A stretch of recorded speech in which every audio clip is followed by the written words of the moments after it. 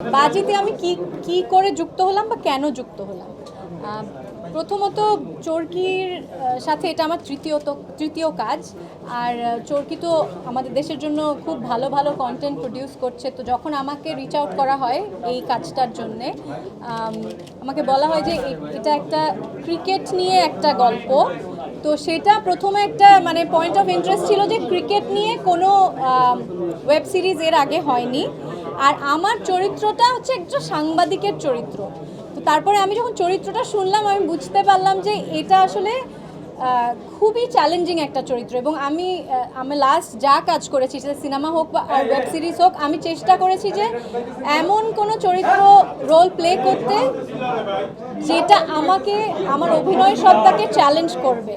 তো আমার মনে হয় যে আমি যে চরিত্রটা, আমার চরিত্রের নাম জিনিয়া একজন ক্রিকেট জার্নালিস্ট, কিন্তু বিভিন্ন ধরনের এই বাজি রিলেটেড ইস্যুতে জিনিয়া অনেক ধরনের কি বলবো, ওকে অনেকগুলো লেয়ার প্লে করতে হয়েছে।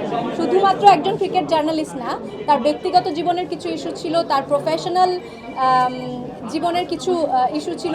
তো সেইগুলো আমার মনে হয় যে আমাকে ভীষণ চ্যালেঞ্জ করেছে। আমার কাছে চরিত্রটা খুব ভালো লেগেছে।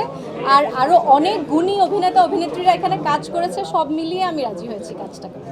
আমার মনে হয় যে আমরা সবাই ক্রিকেট প্রেমী বাংলাদেশিরা, আর অবশ্যই ক্রিকেট খেলা দেখা হয়। আমরা আমাদের দেশের ক্রিকেটাররা বিশ্বের মানে এখন খুব গুরুত্বপূর্ণ জায়গায় আছে, খুব ভালো করেছে, বাংলাদেশকে একটা বিশ্বে একটা অন্যতম জায়গায় নিয়ে গেছে ক্রিকেটে।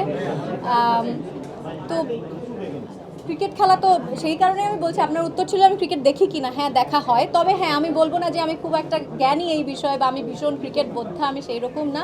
কিন্তু জাস্ট একটা স্পোর্টস হিসেবে আমি এটাকে এনজয় করি। আমার তো আমি যেটা বললাম যে চরিত্রটাই অনেক চ্যালেঞ্জিং ছিল। তবে হয় না যে শুধু সাংবাদিক না, এই জিনিয়া, আমার চরিত্রের নাম জিনিয়া, এবং জিনিয়ার একটা পার্সোনাল জার্নিও ছিল। তো সেই সাথে প্রফেশনাল জায়গায় অফিসে আসলে কীরকম আচার ব্যবহার থাকে একটা সাংবাদিকের, কলিগদের সাথে কিভাবে ইন্টারঅ্যাক্ট করে, তার ব্যক্তিগত জীবন কেমন হতে পারে, আমি আমার কল্পনার জগতে নিজের মতো একটা ভেবে নিয়েছি। আমার পরিচালক আমাকে কিছুটা গাইড করেছে। এবার বাকিটা এই যে আপনারা দেখলে বুঝতে পারবেন যে কতটুকু পেরেছি। Home is always home. তো আমার এখানে সবাই পরিচিত, আপনারা সবাই পরিচিত, পরিচালক, কো-আর্টিস্ট সবাই খুব পরিচিত। তো এখানে অবশ্যই কমফর্ট জোনটা অনেক বেশি। আর তবে ওখানেও আমি 3 বছর এই পর্যন্ত যা কাজ করেছি, আমি খুব সুন্দর পরিবেশে কাজ করেছি, সবাই খুব ভালোভাবে অ্যাকসেপ্ট করেছে। ভবিষ্যতের কথা এখন না বলি, আমরা এই প্রজেক্টের কথা বলি। অনেক দিন পর স্ক্রিন শেয়ার করেছি একসাথে। সেটা মানে শুধু যে তাসানের সাথে সেটা না, মনোজের সাথে অনেকদিন পরে কাজ করেছি, অর্ষার সাথে এই প্রথম স্ক্রিন শেয়ার করেছি।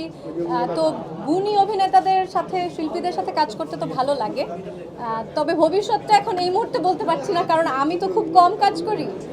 তো আমি এখনও যাই, এই প্রজেক্টের পরে নেক্সট প্রজেক্ট কি আমি সেটাই জানি। অভিনয়টা ভালোবাসার জায়গা থেকে করি, আর কম কাজ করি, আমার মনে হয় সেই জন্যই মনোযোগ দিতে পারি কাজে।